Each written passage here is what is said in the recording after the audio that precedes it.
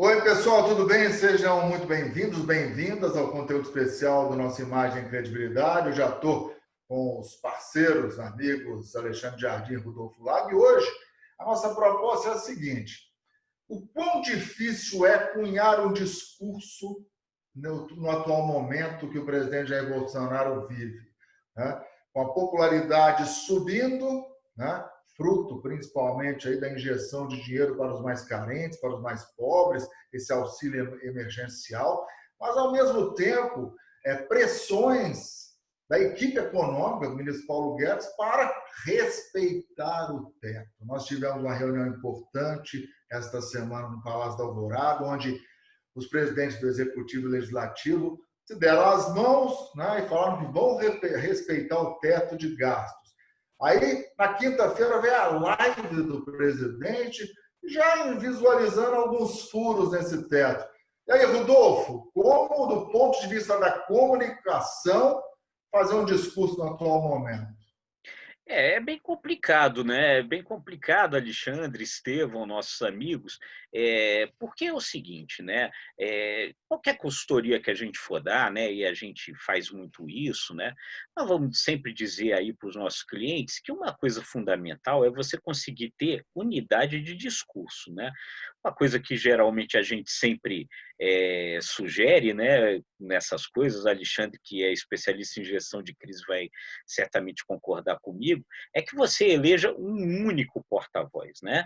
Para justamente você ter unidade de discurso, para você não ter É é, é, controle, né? claro, e você não ter problemas, né, nessa coisa, pessoas falando coisas diferentes. E o grande problema desse governo, desde o início, nos seus piores, e mesmo agora, que pode talvez estar num bom momento, é que esse governo não tem unidade de discurso. Né?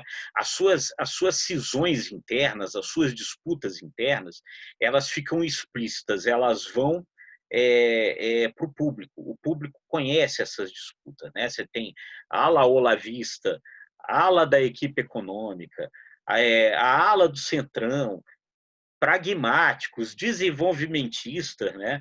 É impressionante, né? O governo parece uma reunião de condomínio, né? Quer dizer, sabe aquela reunião de condomínio que ninguém se entende? Às vezes é como o governo se ocupa. Então, quer dizer, hoje parece, pesquisa que saiu aí recentemente do Datafolha, que mostra essa melhora aí na popularidade do presidente, mostra que pode ter se encontrado aí um caminho, mas esse é um caminho que não é unitário dentro do governo, né? Não é um caminho que todo mundo compartilha, né? E aí é isso, quer dizer, o grande problema é como essas outras alas dentro do governo reagem a esse caminho. O governo ainda não conseguiu resolver isso, e isso sem dúvida, isso é um problema de comunicação. Jardim, nesse balaio de gato aí, né? Que o Rodolfo expressou tão bem, é difícil ter o discurso único em termos de comunicação? Eu acho que o Rodolfo foi muito feliz na fala dele, porque, de fato, o que se mais se vê neste atual governo é a falta de uma unidade de discurso. É exatamente isso. Os demais governos anteriores ao presidente Jair Bolsonaro tinham uma unidade que pode variar, mas tinha uma unidade. O Fernando Henrique, lembro bem, a unidade era a estabilidade da moeda, era o que pontuava o governo Fernando Henrique, desde o primeiro até o segundo. O Lula era uma maior igualdade entre a população, levar dinheiro para as classes mais, enfim, prejudicadas e pobres, e isso é o que levou ele. A Dilma não tinha unidade do discurso. Ela Não era um tinha. pouco reflexo do que aconteceu com o Lula, e deu no que deu. E o Bolsonaro entrou com um discurso unificado que ele viu que depois, quando chegou no governo, não adiantou de nada, e ele ficou perdido. E agora, de fato, o que o Rodolfo lembra é fundamental. Está na hora do governo se unir em termos de comunicação, e aí entra também a questão da crise, porque um discurso unificado ajuda a sair de uma crise.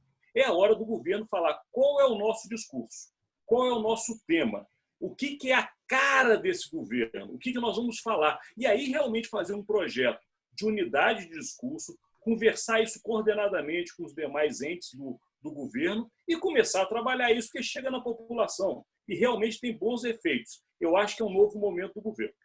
Agora, peraí, pessoal. Esse é a busca por um único discurso, pelo menos por um discurso mais coerente, uma referência, ou uma bandeira, digamos assim. Significa, Rodolfo, optar entre o mercado financeiro ou a população de baixa renda? Porque falar a mesma coisa para os dois é difícil. Muito difícil, né? Muito difícil. Agora, você tem que ter, né? Você tem que buscar, sempre buscar qual é a marca, né? Enfim, a marca que norteia o teu trabalho. E aí as coisas daí se encaixam a essa marca. Agora, se você for fazer uma queda de braço, né? Se você for fazer uma disputa entre um discurso que o Guedes quer e o discurso que esses desenvolvimentistas pragmáticos querem, vamos pensar aqui, né, o que é mais fácil da população entender, né? R$ 600 a mais no bolso ou nós precisamos ter responsabilidade fiscal? O que é mais fácil? Eu acho que qualquer um que está aqui nos ouvindo vai saber responder o que é mais fácil de vender, né? Vou pedir permissão, Estevam. Vou pedir permissão para falar uma coisa que me veio em mente. Se nós fizermos, nós gostamos de política, estudamos a história, se a gente fizer relembrarmos os anos passados, todos os presidentes da República do Brasil que foram conhecidos e ganharam um nome que ficou para a história foram chamados presidentes populares. E todos eles levaram em conta mais atender o anseio da população do que o anseio do mercado. Agora, o JK, o Kubitschek, que até hoje é visto como grande presidente da República, inflacionou o mercado. O Getúlio, o pai da nação, também. Se você olhar na nossa história, o Fernando Henrique saiu com uma popularidade baixíssima, mas agradou o mercado financeiro. O Lula até preso foi, mas a população o idolatra. Então, é realmente um equilíbrio desses dois lados. Claro. Obrigado por vocês terem colocado esse tema. Não, perfeito. Você não pode virar as costas, né, Rodolfo, também para o mercado financeiro. Você não pode colocar uma venda nos olhos para ajuste, para responsabilidade fiscal. Não tem dúvida. E é importante a gente pontuar isso, né? Quer dizer, você não pode também ser absolutamente irresponsável, né? Então, você achar um meio termo entre essas coisas é absolutamente necessário, porque senão o país quebra e nós vamos sofrer a consequência disso, né? Algumas pessoas estão lembrando aí que entre esses desenvolvimentistas agora, que estão pedindo aí ao presidente para gastar mais, estão militares, né? Porque num determinado momento isso aconteceu nos governos militares, só que gerou o seguinte, uma tremenda dívida externa, né? As pessoas que são mais velhas vão lembrar do tamanho da dívida externa que o país tinha durante o regime militar. E essa dívida externa gerou como herança depois, nos primeiros governos, a hiperinflação, né? Que também as pessoas mais velhas vão lembrar, né? Antes do Plano Real, a nossa vida não era planejada, tranquila, como ela é hoje, né? Então, quer dizer, responsabilidade também tem vantagem, né? Com certeza. E antes da gente encerrar, é interessante porque o discurso da ala militar que cobra mais injeção de grana em obras públicas, ele tende, para a população que está à margem do mercado de trabalho, a ser muito coerente. E como que nós estamos quase com 14 milhões de desempregados, 13 milhões de desempregados em nível nacional, fora os desalentados, que nem procuram mais, já desistiram. Como que você vai gerar emprego? Ou é atraindo as PPPs, que ninguém mais fala em parceria público-privada, ou é injetar dinheiro em obras públicas, né, Alexandre? Esse discurso também tem que ser trabalhado. Não, eu até encerro, Estevam, lembrando uma frase que eu ouvia do vovô. Ele falava assim: meu filho, o equilíbrio está no meio. Então, esse é o resumo da ópera, né? É o que o Rodolfo também falou. Vamos tentar equilibrar os dois lados, mas tem que atender os dois lados. E o importante é que o público que nos ouve, Estevam, que muita gente é da área de comunicação, da publicidade, é importante, porque isso é um desafio. Quando vocês assessorarem ou derem uma consultoria a um governo, Lembrem, unidade de discurso é fundamental para a estabilidade e evitar a crise. Mas se a crise acontecer, lembre de nos chamar. Eu encerro aqui. Com certeza. E eu encerro agradecendo, claro, mas frisando que a unidade, a referência do discurso vem muito do líder, de quem chefia a nação.